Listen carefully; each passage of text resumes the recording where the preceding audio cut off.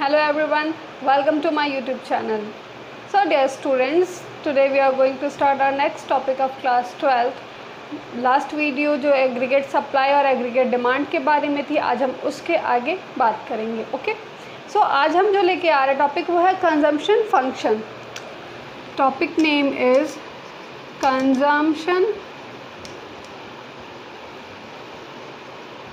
Function. Okay, देखो दो term आया, एक हमारा इनकम, ठीक है, और दूसरा क्या इनकम जिसे हमने किससे डिनोट किया, वाई से. दूसरा इन्वेस्टमेंट, या इसी को हम क्या कह लिए, कंजम्पशन कह लिए. ठीक है, आपके बुक में जो मैंने आपको एक्सप्लेन किया था लास्ट टाइम में, concept of as aggregate supply, ठीक है, उसमें जो एएस को मैंने बताया था इनकम के बारे में, और हमारा जो वैल्यू एडिशन जो होते जाता है उसके बाद से जो हम उस पर इन्वेस्ट करते हैं, इन्वेस्टमेंट के बारे में. तो उसमें हमने क्या देखा था, सिर्फ कर्व में क्या प्लॉट किया गया था, एग्रीगेट सप्लाई एक तरफ डिनोट करती थी वाई एक्सिस पे, और एग्रीगेट और हमारा टोटल इनकम, ठीक है, कि इनकम इतनी और सप्लाई हम इतना कर रहे हैं, ठीक है, इतना कंजम्पशन कर रहे हैं. तो हमने पाया क्या कि इनकम अगर हमारा ज़ीरो होता है तो भी हमारा सर्टेन अमाउंट, कुछ ना कुछ अमाउंट हमारे कंजम्पशन का होता है. पहले की वीडियो में मैंने ये बता रखा है कि अगर हमारा इनकम ज़ीरो है, ठीक है, अगर कोई चार्ट ऐसे आपने देखा हो, कोई अगर ऐसा शो करते हैं, तो अगर हमारा इनकम लेवल अगर ज़ीरो पे है तो इसका मतलब ये नहीं होता है कि जो हमारा कंजम्पशन है वो भी ज़ीरो हो जाए.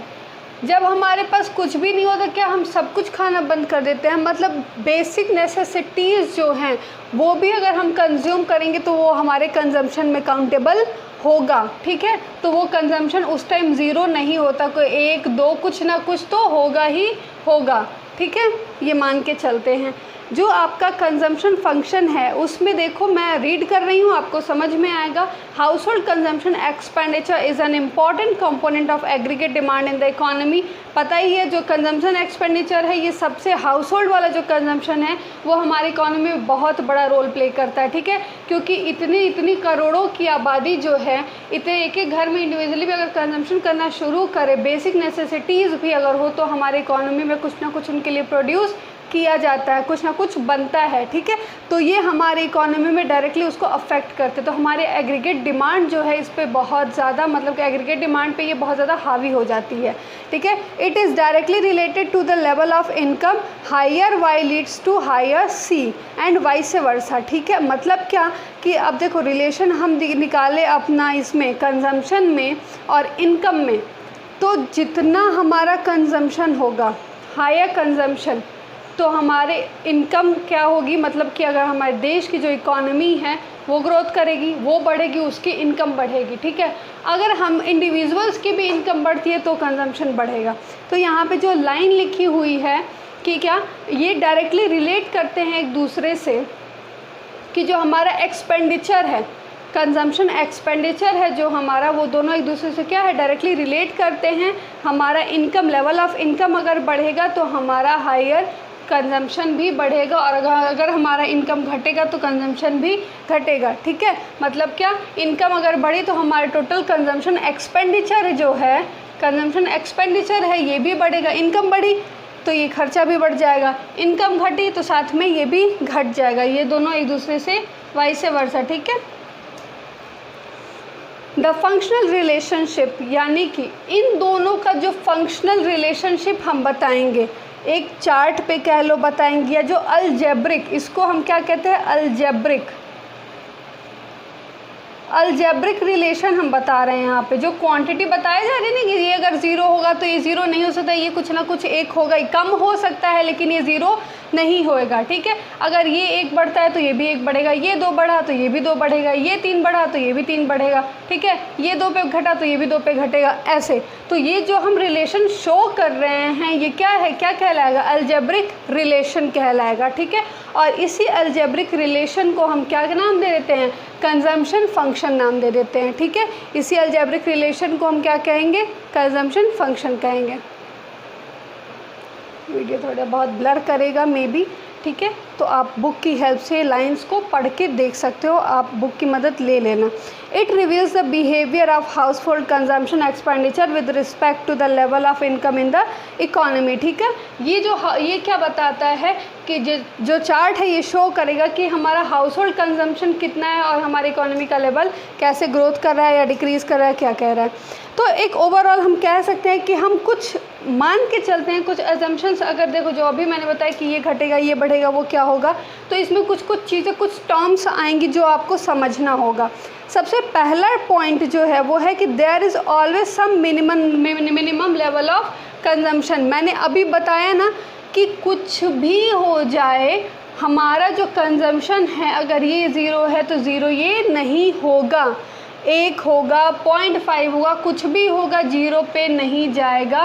1, 2 कुछ भी हो सकता है। क्यों? क्योंकि हम 0 लेवल पे भी ऐसा तो नहीं है कि हम खाना बंद कर देते हैं, ठीक है। हम खाते हैं, हम कंज्यूम करते हैं, तो जो हमारा कंजम्पशन लेवल है वो कभी 0 नहीं होगा। तो इसी जो है अगर दिया हुआ कि there is always some minimum level of C, ठीक है, इसका हमेशा कंजम्पशन का कुछ मिनिमम लेवल होगा ही होगा। Even when y is equal to 0, even तब भी जब हमारा इनकम 0 है तो भी कुछ ना कुछ लेवल यहाँ पे होगा। और इसी को हम नाम दे देते हैं ऑटोनोमस कंजम्पशन। ऑटोनोमस कंजम्पशन मतलब क्या? व्हेन वी हैव नथिंग, मतलब we have not any amount of certain amount of income, at that time we have consume some, मतलब कि सम नेसेसिटीज़ कह लो, या फिर ये कुछ ना कुछ हम कंज्यूम करते ही करते हैं, ठीक है। ये 0 नहीं जाएगा और इसी कंजम्पशन को हम ऑटोनोमस कंजम्पशन कहते हैं, ठीक है। This leads to negative saving. अब बताओ, जब हमारी इनकम 0 है, जो पहले का बचा कुछ है, इधर उधर से कुछ भी अगर हम एक खा भी रहे हैं तो हमारी सेविंग बताना कितनी होगी। जब इनकम ही कुछ नहीं है तो ऑब्वियस है सेविंग हमारी निगेटिव में चल रही है। जो हम ये कंज्यूम कर रहे हैं, जीने के लिए जो खा रहे हैं, वो भी किसी थर्ड पार्टी से मांग के खा रहे होंगे, ठीक है। थर्ड पार्टी से मांग के खा रहा है, तो जो हमारा ये इनका सेविंग है क्या डिनोट करेगा? ऑटोनोमस कंजम्पशन में हमारी सेविंग निगेटिव में चली जाती है, लेकिन कंजम्पशन कभी भी नहीं जाएगा। इस चीज़ को ध्यान देना, बहुत क्वेश्चंस बनते हैं इससे। नेक्स्ट है consumption is positively related to income, rise in Y causes a rise in C and vice versa. सही बात है। अगर अब देख लो 0 जब आपकी इनकम थी तो आप कुछ क्या मतलब मांग के ही खा रहे थे, ठीक है, मांग के ही खा रहे थे, आप खा रहे थे। तो मान लो आप एक कंजम्पशन है, अब आपका इंक्रीज़ कर गया, 2 पे आ गया, आप आ गया, आपकी इनकम बढ़ के 2 पे आ गई, तो ये भी बढ़ेगा ना, आपका कंजम्पशन भी प्लस होएगा, ये भी 2 पे आएगा। अगर फिर इनकम बढ़ी तो आपका फिर ये भी बढ़ेगा। अब जब ये बढ़ रहा है तो ये भी बढ़ रहा है, तो ऑब्वियस है जब ये घटेगा तो ये भी क्या होगा? घटेगा। Next point, the entire increase in y during a particular period is not converted into c. A part of it is saved as well, so that the rate at which c increases often lags behind the rate at which y increases. इसको ध्यान से देखने की बात है कि देखो, अगर हमारा ये बढ़ा है, अब आप डे बाय डे इंक्रीज़ करते जा रहे हो, कमाते जा रहे हो, इनकम होती जा रही है। 3 हुआ, ये भी 3 हुआ, 4 हुआ, ये भी 4 हुआ, ये 5 हुआ। अब क्या करोगे? 4 में आपको सफिशिएंट आपका खर्चा निकल जा रहा है, सब कुछ आप कर ले रहे हो। अब यू विल स्टार्टेड सेविंग। अब क्या करोगे? कंजम्पशन आपका यहाँ पे 4 का 4 ही रहेगा, ये इंक्रीज़ करेगा, ये भी इंक्रीज़ करेगा, लेकिन एक सर्टेन टाइम पे जब ये इंक्रीज़ करेगा उसके कंपैरेटिवली आपका कंजम्पशन इंक्रीज़ नहीं करेगा, ठीक है। तो वो क्या हो जाएगा, उसके बाद से आप 4 कंज्यूम करना शुरू कर दोगे और 1 आपकी सेविंग होती जाएगी। बात समझ में आ रही है? ठीक है, तो ये लेवल होता है। अब आगे बढ़ते हैं। Firstly let me check that, yeah it is so okay. आपके बुक में एक टेबुलर प्रेजेंटेशन दिया हुआ है, उसको मैं ड्रॉ करके आपको समझाती हूँ, ठीक है। ये कह लो तो ऐसे ही है बिल्कुल, इसमें बहुत कुछ वो नहीं होगा। वेट, चलो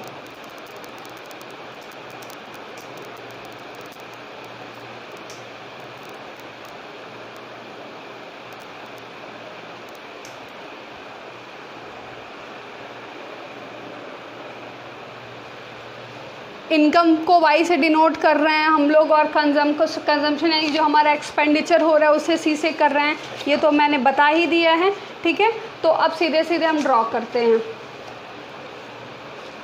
मैं इसलिए आप लोग की बुक की हेल्प लेके आप लोग को वो चीज़ें समझाती हूँ कि जब आप वीडियो देखने के बाद से वो बुक पढ़ो ना तो आपको कोई डाउट ना हो। चलो स्टार्ट करते हैं।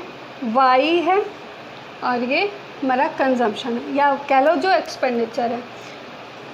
हम सबसे पहले लेवल पे हमारा इनकम ज़ीरो है, सब चीज़ यही है। बाद में बहुत सारी चीज़ें आप देखो आपके बुक में ये बहुत सारी चीज़ें लिखी हुई हैं, वो मैं यहीं पे आपको समझा दूँगी, समझना। वाई है हमारा ज़ीरो, कंजम्पशन हो गई हमारी 20, ठीक है, क्योंकि मैंने अभी बताया कि ऑटोनोमस कंजम्पशन इसे बोलेंगे। ज़ीरो है उस टाइम पे भी हमारा जो एक्सपेंडिचर है, जो कंजम्पशन है, वो ज़ीरो नहीं होगा।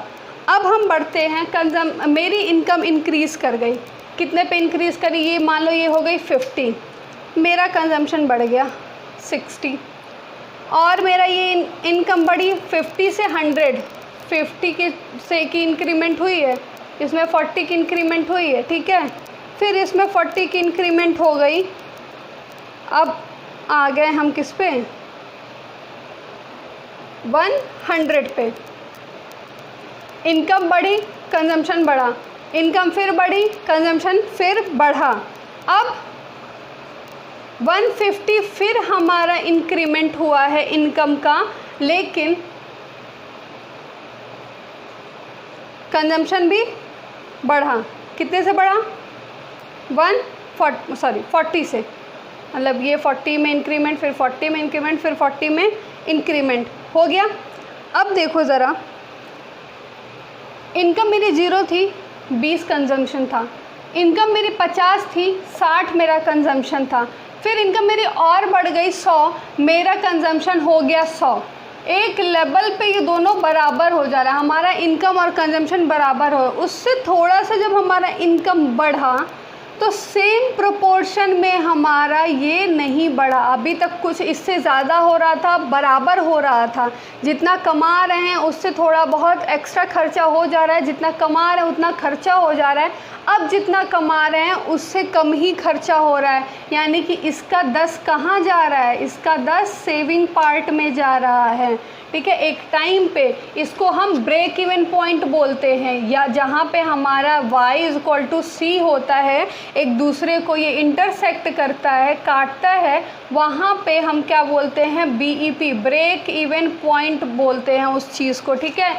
इसके बाद से हम क्या करते हैं, स्टार्ट कर देते हैं, सेविंग स्टार्ट कर देते हैं अपनी, ठीक है। इसके ऊपर हमारी सेविंग नथिंग, ज़ीरो होती है। After that when we are reaching our break even point, after that we are started our saving, ठीक है। अब देखो टेबल जो है आपका ये शो कर रहा है, मैं रीड कर रही हूँ। 20 is the minimum level of consumption, this is the level of C even y is 0, ठीक है। C मेरा ये लेवल है तब भी जबकि हमारा इनकम जो है 0 है। C rises in the response, C उसी तरीके से बढ़ रहा है जिस तरीके से हमारा y बढ़ रहा है। पॉजिटिवली रिलेट कर रहा है ना, ये बढ़ा, ये भी बढ़ा, ये बढ़ा, ये भी बढ़ा, ठीक। अब देखो, the rate at which C increases is lower than the rate at which y increases. जिस हिसाब से ये बढ़ रहा है 40-40 में, वो उस हिसाब से हमारा इनकम उससे ज़्यादा बढ़ रहा है। कंज्यूम हम कर रहे हैं, बराबर कर रहे हैं, लेकिन लेवल इंक्रीमेंट देख रहे हो यहाँ पे, ये 40-40 से बढ़ रहा है तो ये 50-50 से बढ़ रहा है। 50 से बढ़ रहा है, आपका खर्चा सिर्फ 40 हो रहा है, तो 10 कहाँ जा रहा है, 10 हमारा सेविंग हो रहा है। तो 10 while y increase each time by 50, C increases by 40 only. तो the difference between y and C indicate saving out of income. बात समझ में आई? जो मैंने बोला ना, ये 20 से 60 हुआ, 60 से 100 हुआ, तो यहाँ पे भी 40 से बढ़ा, 100 से फिर 140 हुआ, तो ये भी 40 से बढ़ा।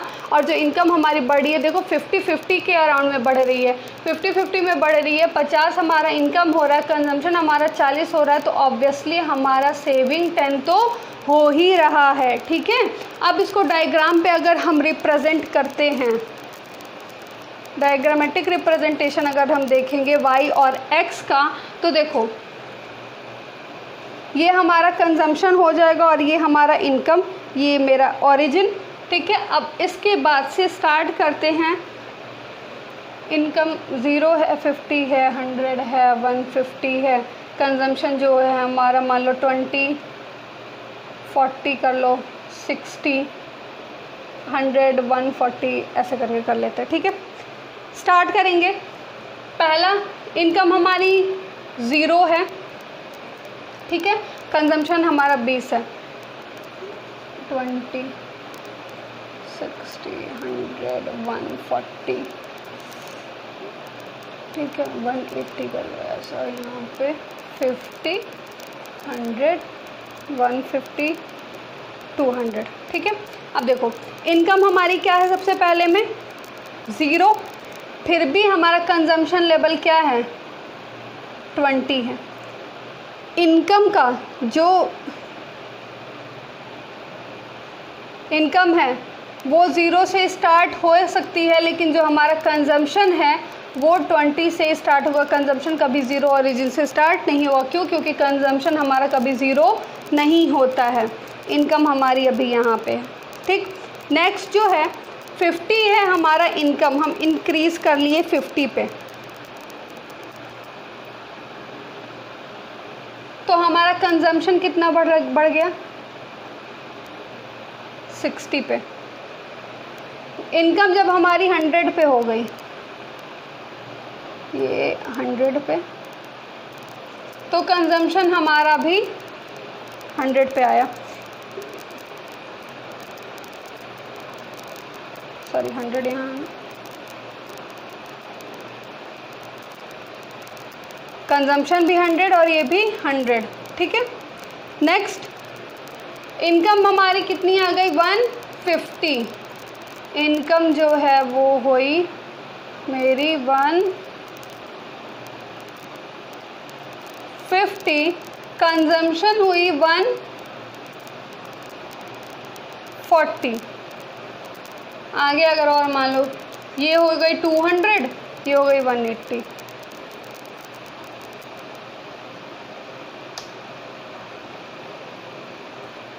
इनकम वाली लाइन ड्रॉ करते हैं।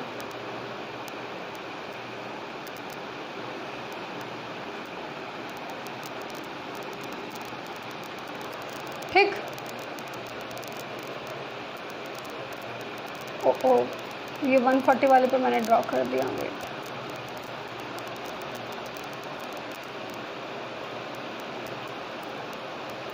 ये रहा income. Next is our consumption 60 आया, फिर 100 आया, फिर मैं थोड़ा सा तिरछे में से बना रही हूँ तो ये थोड़ा सा क्रॉस करके जाएगा। अब देख रहे हो एक पॉइंट पे ये दोनों एक दूसरे को इंटरसेक्ट कर रहे हैं, इसी पॉइंट को हम बीईपी कहते हैं। ये शो करता है हमारा मैक्सिमम, मतलब कि उस टाइम पे हमारा इनकम और कंजम्पशन दोनों बराबर हो गया है। देखो इनकम वाली लाइन यहाँ से गई ऊपर, कंजम्पशन वाली लाइन यहाँ से गई इस साइड में, बीच में एक दूसरे को काटे वो पॉइंट बीईपी पॉइंट। मतलब उसके बाद से हम क्या करते हैं, उसके बाद हमारी जो इनकम वाली लाइन है ऊपर शो करती है। यानी कि ये जो आपको डिफरेंस ये दिख रहा है ना, ये जो गैप दिख रहा है, यही गैप हमारा क्या शो करेगा, सेविंग शो करेगा कि कंजम्पशन लेवल। अब ये एक लाइन है और फिर ये एक लाइन जा रही है, तो ऊपर सबसे ज़्यादा तो यही है ना, हायर है, ये नीचे है, यानी कि इसके कंपैरिजन ये कम है।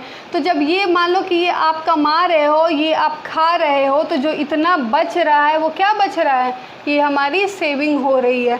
बात समझ में आई? तो इस पॉइंट को यहाँ से हमारा सेविंग बीईपी के आगे सेविंग बढ़ते जाता है, बीईपी शो करता है कि दोनों बराबर है, और कंजम्पशन का जो हमारा लाइन जाएगा वो कभी भी 0 ओरिजिन से नहीं जाएगा और हमारी सेविंग 0 से स्टार्ट हो सकती है। ठीक है, अब इसके बाद से यही चीज़ें एक्सप्लेन की गई हैं, आप उस चीज़ को पढ़ना। और जो ये 45 डिग्री बताता है वो यही, इसके कंपैरेटिवली ये दोनों चल रहे हैं। ठीक है, हमेशा ये शो करता है कि ये दोनों एक दूसरे के, मतलब ये बढ़ा तो वो भी बढ़ा, और एक टाइम पे जाके ऐसा होता है कि जब वो बढ़ता है तो वो भी बढ़ेगा, लेकिन उससे कंपैरिजन कम में बढ़ेगा। ये रहा आपका कंजम्पशन फंक्शन। इसके बाद से आप इसको रीड करो अच्छे से, ड्रॉ करके इसको समझना, बहुत आराम से समझ में आ जाएगा। नेक्स्ट हम इन दोनों को ना अलग अलग करके पढ़ेंगे। Okay, thank you students.